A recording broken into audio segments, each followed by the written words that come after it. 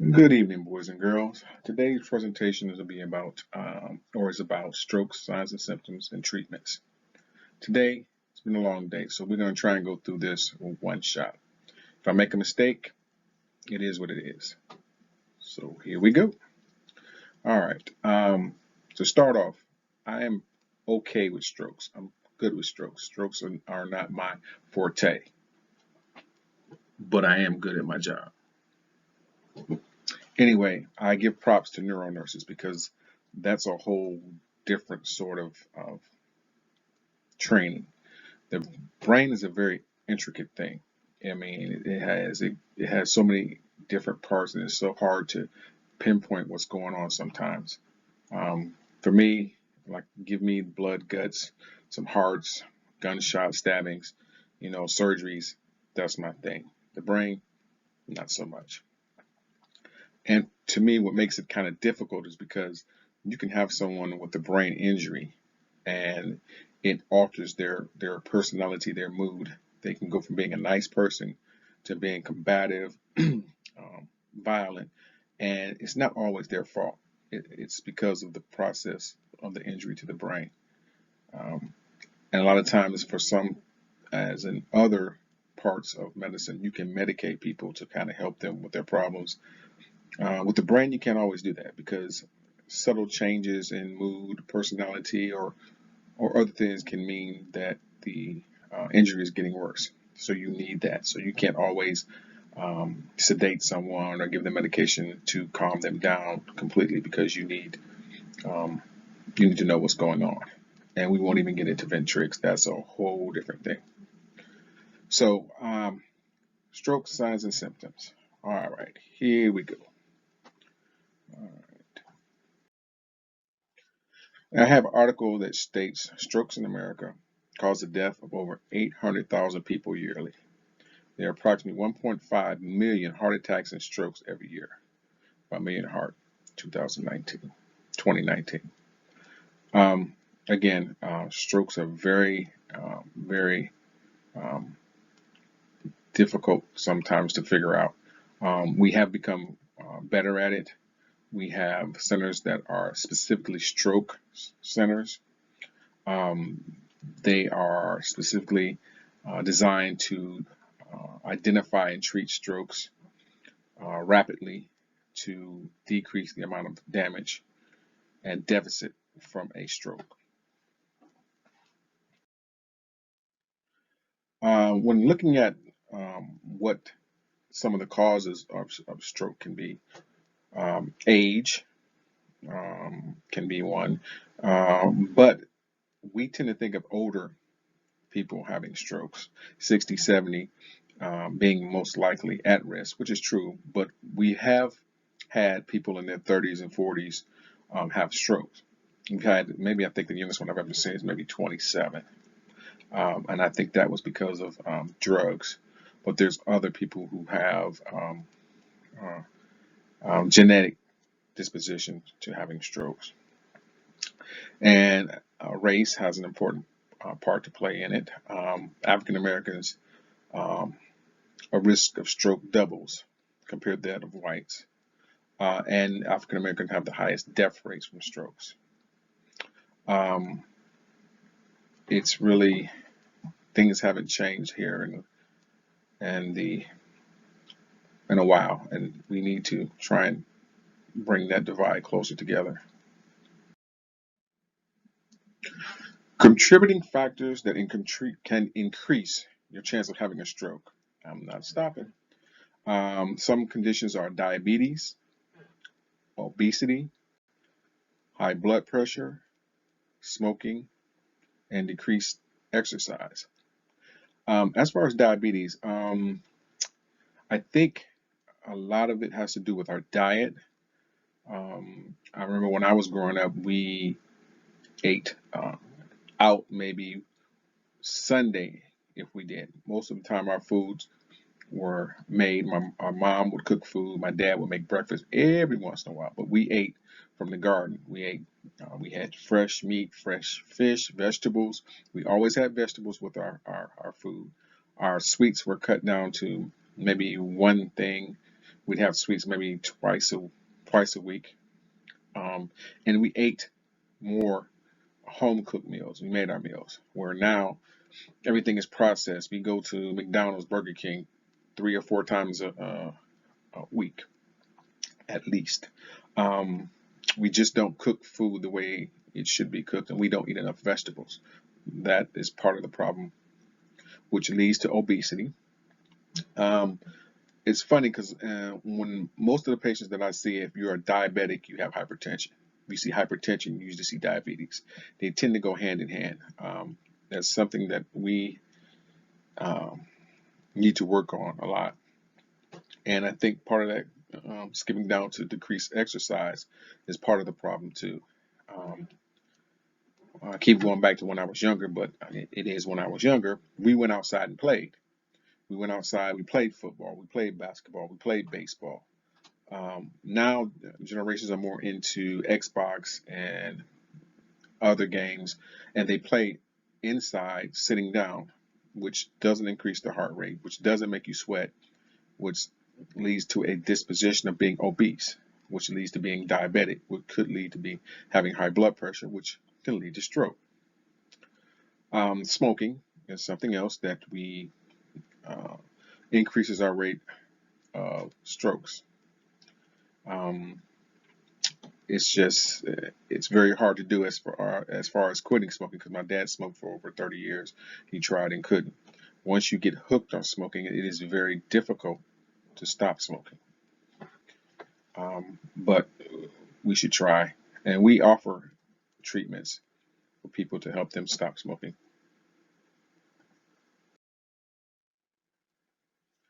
When you have someone with signs and symptoms of a stroke, whether you're in a hospital setting or at home, you want to always check a glucose because being hypoglycemic mimics the same signs and symptoms of a stroke. So if you're in a hospital and you find someone that's diaphoretic, looks like they're having a stroke, do their glucose because if their blood sugar is low, it could look like they're having a stroke. And the same thing for someone at home. If you have someone that's a diabetic, you might want to check their sugar if they're having any types of signs and symptoms of a stroke. That way you can make sure that it's not just because they're hypoglycemic.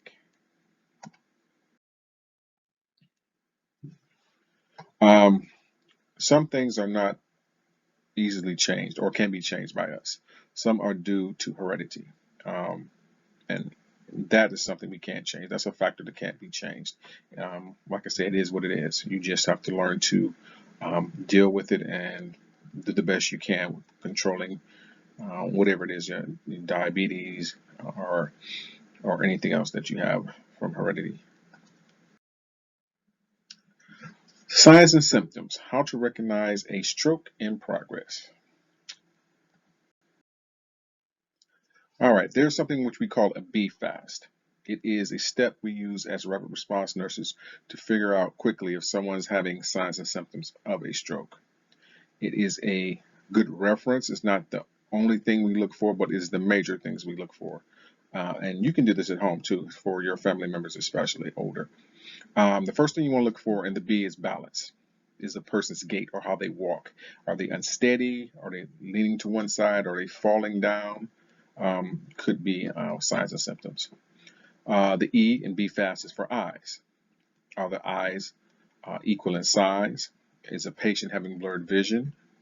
Is a patient neglecting one side? They can't, if you walk around and move, are they not paying attention to where you're walking? Are they tracking you, which means are they following you around when you move? That can be some signs and symptoms of stroke. F is for face. Look to make sure the face is symmetrical. It's the same on both sides. When they smile, do both sides of their face go up? Is one up or down? If it's not, that is a sign and symptom of a stroke. Also arms. Have the patient hold both arms out while their eyes are closed. Does one of the arms drift down slightly or does it fall to the side? Grasp. Have them grasp your hands both and have them squeeze. Is one side weaker than the other? Usually if one side is weak or one side drifts, then that could be a positive sign for a stroke. Speech. Can you understand them? Is their speech garbled? Can they repeat after you? Say if you give them, say, apples are red, see if they can repeat that. If they can, or if their speech is garbled, then you know it's a possible stroke. If they can, then they're fine. But if not, it could be a stroke. T is for time. Time is very precious. It's the same as like with a heart attack. Muscle, once it dies, does not come back. So as far as a stroke, one of the most important things you need to know is when was the last normal. Our treatment is based on the patient's last normal, the last time you've seen them normal. Why? Because our TPA, which we give our patients to bust up clots, is only given 4 to 4.5 hours after the onset of symptoms. So knowing when the last time the patient has been normal gives us a window to if we can and cannot treat them. Unfortunately, if the patient has went to sleep, say you saw that patient at 8 and they woke up at 7 in the morning and they're having a stroke, unfortunately, their last normal would be 8, so they would put them out the window for that type of treatment. But there's others like coiling and clot retrieval where they go in and get the clot. So there are other treatments besides TPA. This is a picture of the BFAST, as I talked before: balance, eyes, face, arms, speech, and time. There are 3 types of strokes that I'm going to discuss here: ischemic, thrombolytic, and hemorrhagic. Ischemic and thrombolytic. An ischemic stroke is one that's caused by a decrease in blood flow to the brain. It also can be caused, if it's thrombolytic, a clot that decreases the flow of blood and oxygen to the brain. Pretty much constriction or a clot. A hemorrhagic stroke is bleeding into the brain. It can be subarachnoid, subdural. There's a third one, which is blowing by my mind right now, but it'll come to me. This is a listing of the subdural and the subarachnoid spaces. As you can see, let me put my glasses on because I am blind as a bat when I'm on. Ooh, that's a pretty picture.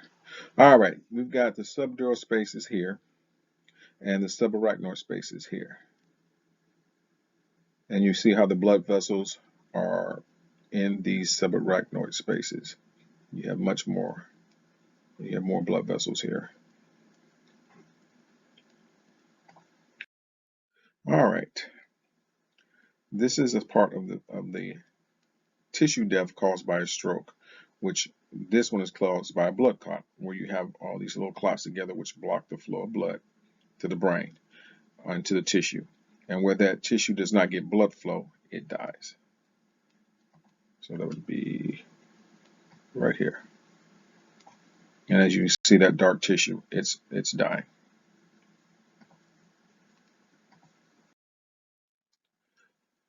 Ischemic stroke, it shows where the clot forms within the brain, which is all this right here. Oh, I'm just having so much fun. All right. And when you have bleeding, it bleeds inside and around the brain tissue. So that's there. So sometimes they will go in and do a craniotomy, take a part of the skull off so the brain can expand, so it can decrease the pressure on the brain. And once the swelling goes down, they can put it back on.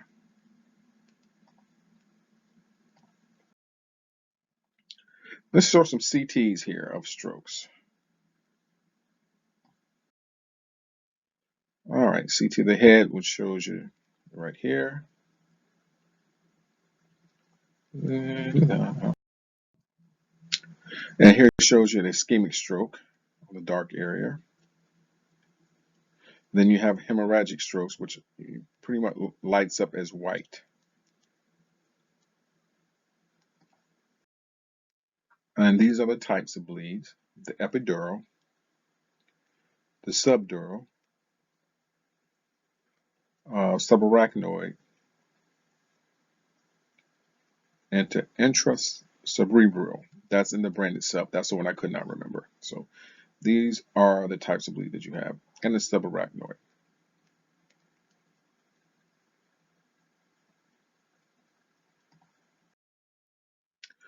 Strokes can be difficult to assess. As I said before, the brain is a very intricate organ. Um, and sometimes signs and symptoms of a stroke can be very subtle. Like I said, as far as one eye being larger than the other. Sometimes people complain of the worst headache they've ever had in their life. Um, and it could be a precursor to them having a stroke. Um, Being able to identify a stroke as fast as possible is crucial. So that's why we use the acronym BFAST. So you can diagnose and get treatment as soon as possible. All right, demo time. This demonstration you're going to get here is from uh, a volunteer, and I'll tell you who it is afterwards. Um, Crude, but it gets the job done. Here we go.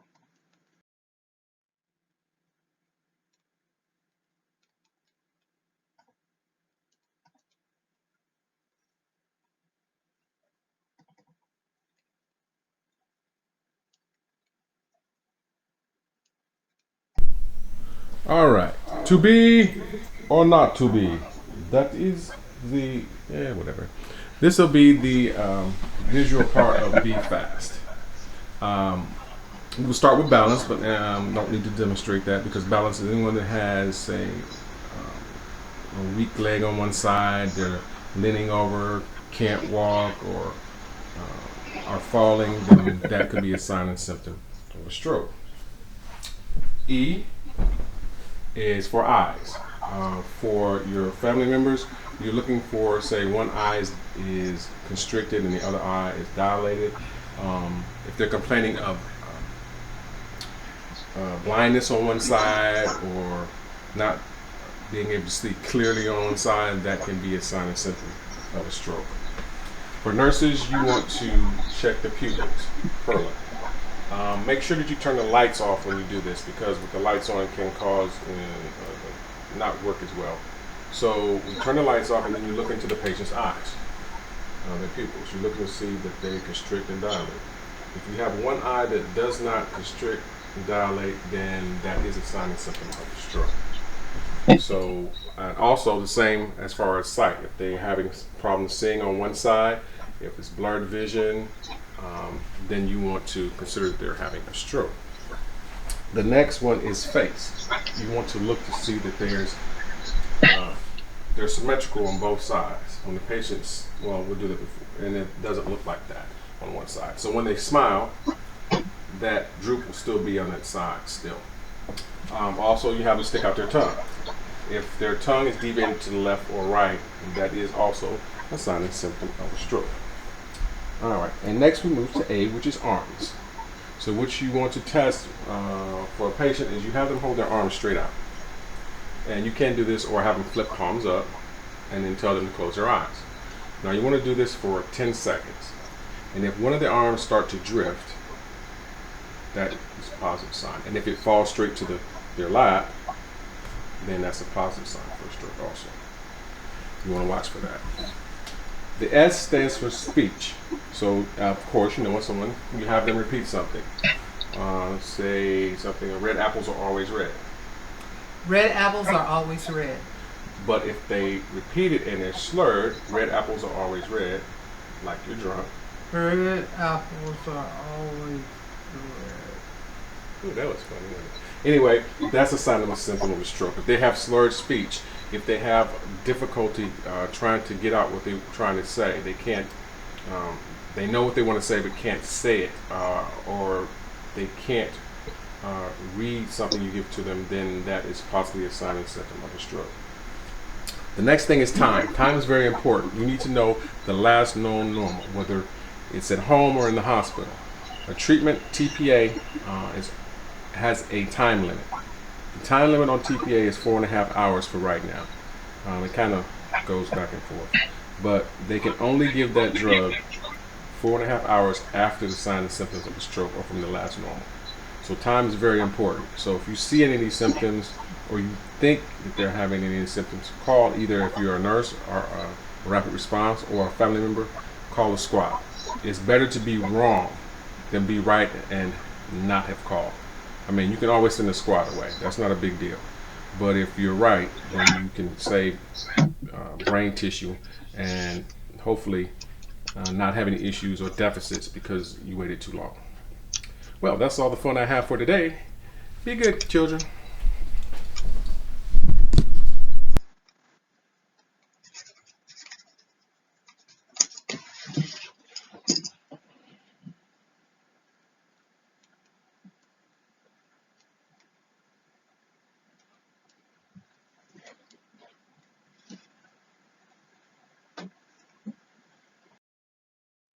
Remember, very important, be fast. Be fast stands for balance, eyes, face, arms, smile, and time. Very important.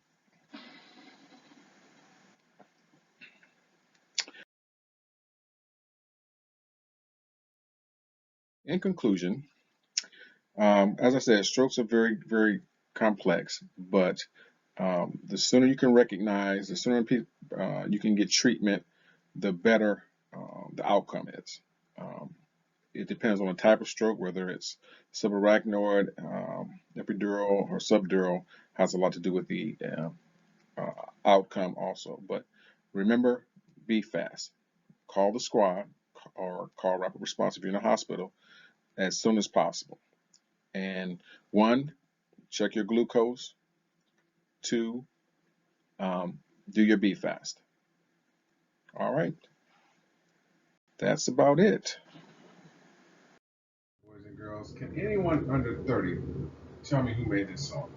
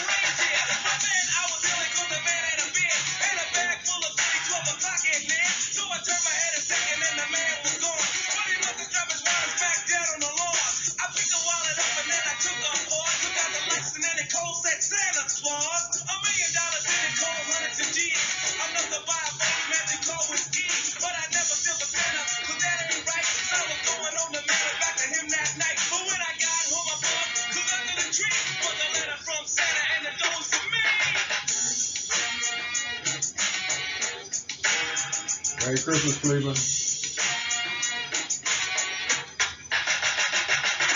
Christmas time in Hollis, Queens. Mom's cooking chicken and collard greens, rice and stuffing macaroni and cheese, and Santa put gifts under Christmas trees. Decorate the house with lights at night. Snow's on the ground, snow white so bright. And the fireplace is the usual.